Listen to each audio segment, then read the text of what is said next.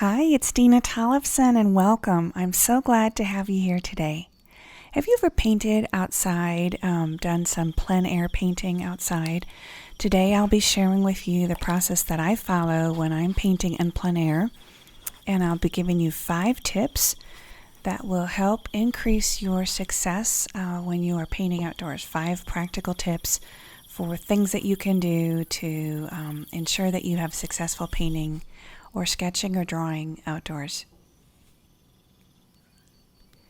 So what you saw me do there first was tone the canvas, and what I'm using was, I'm using all acrylics here, and I'm painting with a Masterson Sta-wet palette, acrylic paint, and I'm using a Guerrilla Painter pochade box. You can see my canvas is up on this edge of the pochade box, and I'll show a little view of it later too, what it looks like, but basically it opens up and you can carry that with all your painting supplies, that type of thing, in this enclosed box.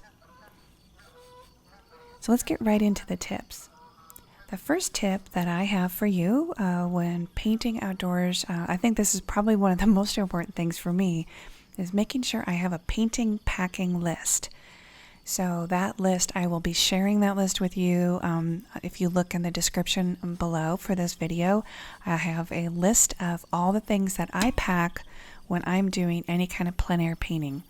So I normally paint indoors in my studio, but today here I'm painting on location at Lily Lake in historic Amana, Iowa, as part of the Catiri's Art Oasis fresh paint annual painting experience that they do every year, and they've been doing it for 10 years. I've participated multiple times. I'm painting along with 45 other artists as part of the event. So owners Janice and Evil Catiri represent my originals, and they also will give prizes and purchase awards.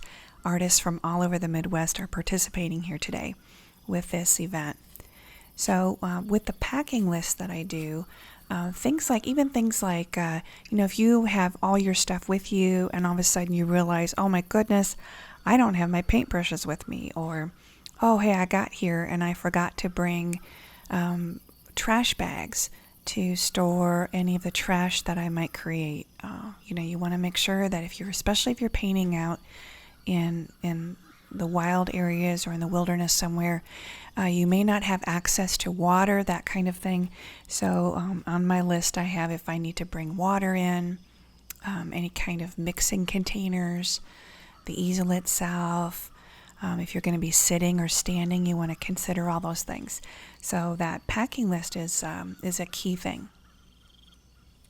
So the next important thing, or the second tip I have for painting outdoors successfully, is when you get outside, if you're like me, you are overwhelmed with the sound of the animals and the beauty of being outdoors and God's creation.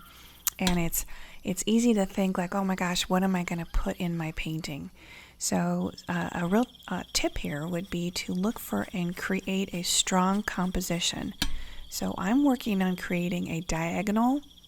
You can see that diagonal of the darks are all connecting, and a dynamic composition where you can make an X form. Other examples would be like a C-shaped composition, S-shaped composition, cruciform, any of those strong compositions where you think before you start painting, what areas of dark am I going to group together? What areas of light am I going to group together? And that will help create a strong composition for your painting. When you're painting outside, it's sometimes tempting to include everything in your painting.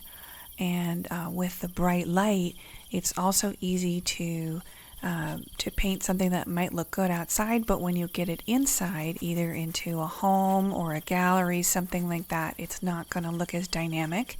So planning that out ahead is really important.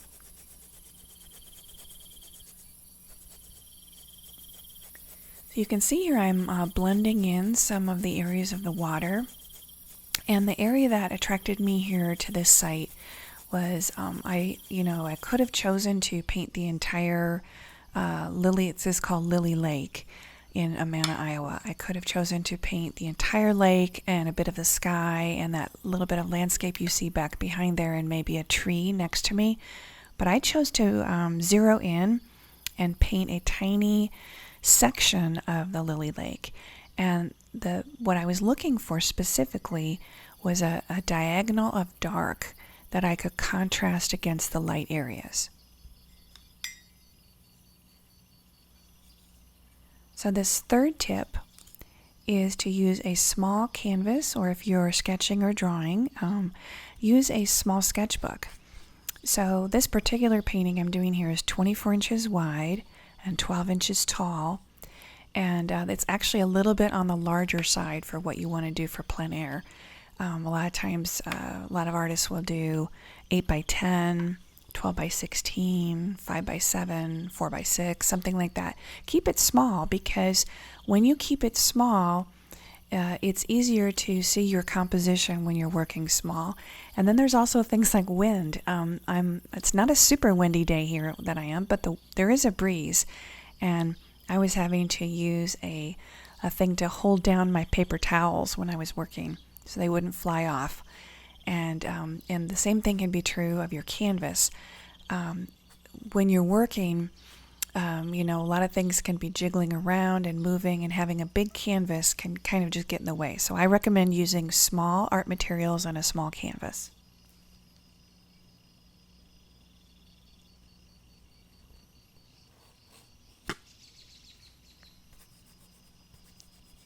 So tip 4 is to make sure you don't chase the light. Tip 4 is laying in early on, deciding where your lightest areas of light are going to be and where your darkest areas of dark are going to be. So even though I'm working on a cloudy day, there is still a strong sense of light that is hitting the lilies. And I'm also choosing to pull those lilies in closer on my composition. But the area of dark is right underneath the blossom, and actually I'm calling them lilies, but they're technically lotus. That's a lotus. The difference between a lily and a lotus is a lotus sits up off of the water on a long stem, and a lily sits actually in the water. So I'm using the word lily loosely. It's actually technically these are lotus blossoms and lotus leaves. There are some lily pads, which are those flat round ones, in this particular lake. So in my composition I have some tall vertical plants. I don't know the name of them. Then I've got the lotus blossoms, the lotus leaves, and the lily pads. Now a little bit more about tip 4. When you are painting outside, there is this phenomenon called chasing the light that you want to avoid, and that would be where you set up your still life, or you set up what you're going to be doing for the landscape, and then you start painting, and what happens is as the sun is moving across the landscape, the shadows change and the quality of color changes, and all of those kind of things happen. So by laying in the lightest lights and the darkest darks first, it's helpful. Here's a little shot of my setup. I've got some buckets there for clean water, and you can see it is kind of blowing around a little bit. So I've got, the funny thing too is normally I have my Guerrilla Painter pochade box. That's this easel I'm working with. Normally I have that sitting on a tripod, and so sometimes when you're outside you've got to improvise too. So what happened was my tripod broke when I was going to set it up, so I had to improvise, and I used a bucket, turned a bucket upside down. That was what I was going to use for my trash. Put that upside down, and then when I was making trash, I stored it in another container.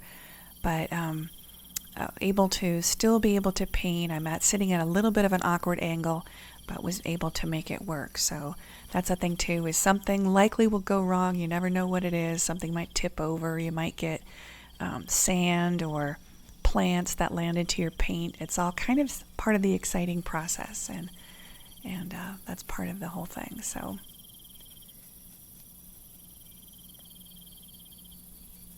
you can see what I'm working on now is on the composition. I'm thinking about the middle tones now. So I've decided to, instead of lighter areas, I decided to go with a darker color of paint to represent the water.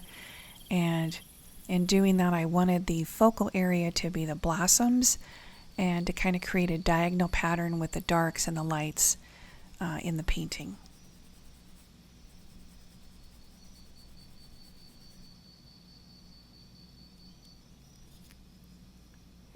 You can also see the edge of my canvas I still have is white.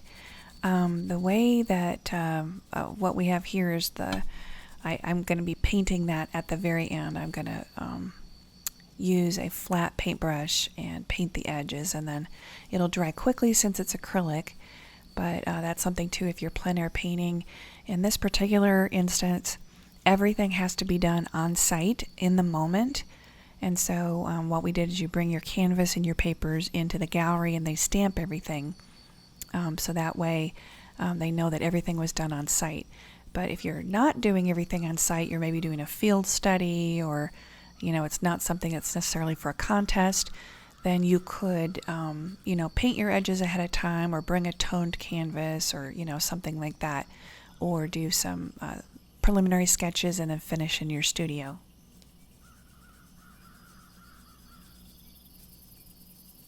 So my fifth tip for you is to use nature as your guide, but be sure to inject your own personality in. And the observant person will notice that I'm using much more bright and vivid colors than what are actually out there in that lily lake.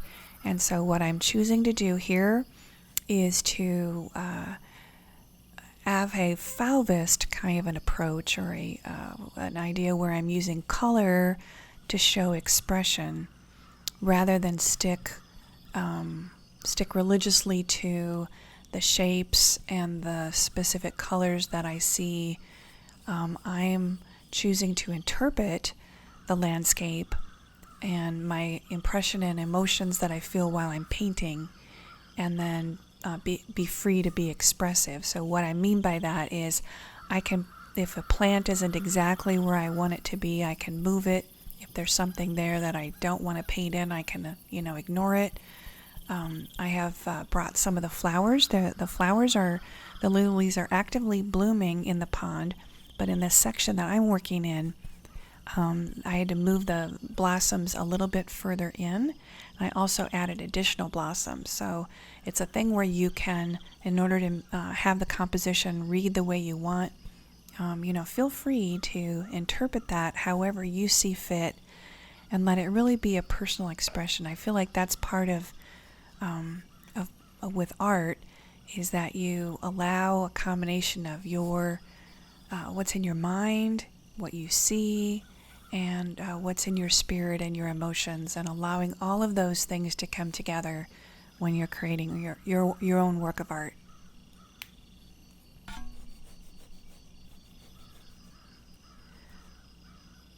So simplifying things, moving things over, adding your own personality, having fun, to me that's kind of what it's all about.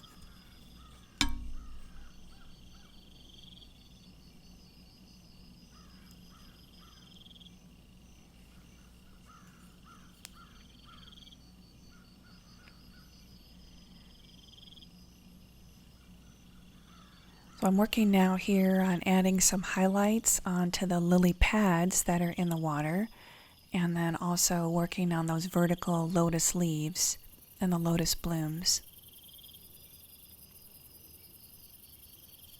So you can see here I'm using a Masterson Sta-wet palette, a mini size, just a small one, and that keeps my acrylics wet while I'm working, so I did not have to mist with water or spray with water, do anything like that.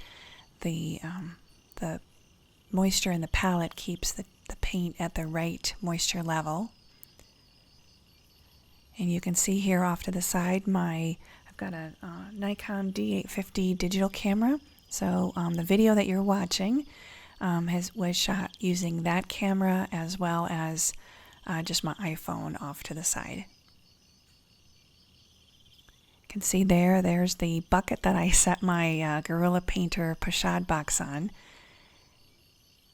Now adding a little bit of Mars Black underneath those lilies to ground the lilies into have them sitting on the surface of the water. By grounding, meaning that we add a very, very dark element to show that there's a shadow.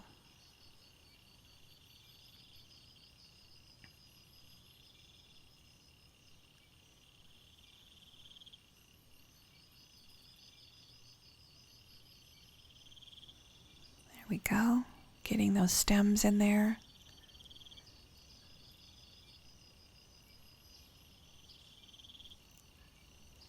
And now signing with a liner brush. And I want to thank you for visiting here with me, and I hope to see you again soon. So until next time, this is Dena Tollefson. Bye-bye.